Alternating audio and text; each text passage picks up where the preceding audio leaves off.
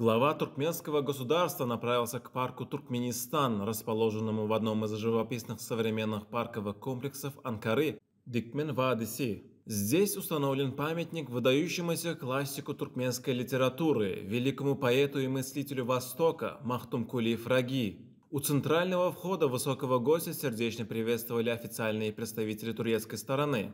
Вдоль дороги, ведущей к монументу Махтумкули Фраги, образовали живой коридор, обучающийся в вузах Турции туркменские студенты, которые с большим воодушевлением приветствовали президента Сердара Бердымухамедова. Отдавая дань уважения Махтумкули Фраги, чье творческое наследие является бесценным национальным достоянием и неотъемлемой частью сокровищницы мировой культуры, и чье 300-летие со дня рождения будет широко на международном уровне отмечаться в 2024 году, президент Сердар Бердымухамедов возложил к подножию монумента прекрасный венок.